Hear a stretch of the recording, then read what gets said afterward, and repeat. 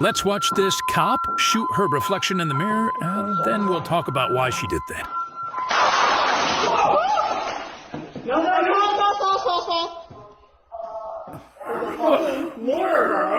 All right, let's talk about skills and decision-making in law enforcement. So let's talk about the person that has low skills. We're talking about skills in violence. This is fighting, shooting, possibly driving, because that's dangerous as well, and it requires physical skill to do these things well. So let's talk about shooting. So an officer involved in that shooting is going to have to observe that there's an actual threat that needs shooting. So in order to do that, you need a gun. So you're going to draw your gun, probably going to be a level 3 holster. So there's going to be multiple buttons and hoods and switches that you have to do in order to draw this gun so that the officer doesn't get their gun taken away when they fight somebody hand to hand.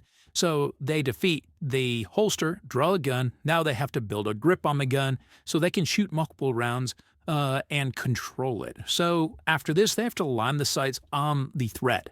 When this is probably one of the easiest, as long as you're looking at the threat, you can align the sights pretty easily, unless you're very, very low skill. So when I decide that I'm going to pull the trigger, then I have to control the trigger so that the sights don't move off of my intended target. And finally, I have to make the decision I'm actually going to shoot. Now, this is for a low-skilled person. They have to actually think about all 6 of these tasks. They have to know 1, 2, 3, 4, 5, 6, go through all of those before they shoot the first shot. Now, a high-skilled person gets to automate. So high skill equals automation. So all of these tasks, if I am highly skilled, I get to just observe the threat and then skip all the way down here. So I need to automate all of these things into I see that there is a threat and I decide to shoot the person and it happens. All right, obviously, making these decisions and shooting somebody is going to be a high stress event. So my brain, my mind is going to be on overdrive, and it is possible that I'm using all of my cognitive ability to do these things.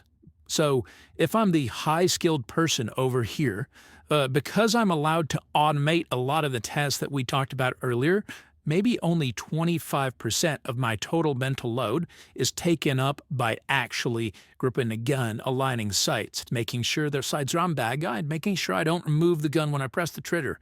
Only 25% of that is taken up by the actual physical violence, okay? Me deciding to do violence to this deadly threat, okay? So the other 75 is freed up to me to do things like processing what I'm observing. Oh, is that a cell phone or a gun? And decision making. Then cover? Can I just retreat and give this guy a little bit more space? Now, if I'm a low skill individual over here, it's possible that the violence of I do not gun out, need my gun out, need my gun out takes 75% of my load, possibly even more, up in the 90%, where I only have 10% of my mental ability can be dedicated to decision-making and processing what I'm seeing. That seems really bad to me. So I'm not saying that I want officers to be hyper-violent. I want my officers to be skilled in violence so that they have more mental capacity to make better decisions and therefore make society safer.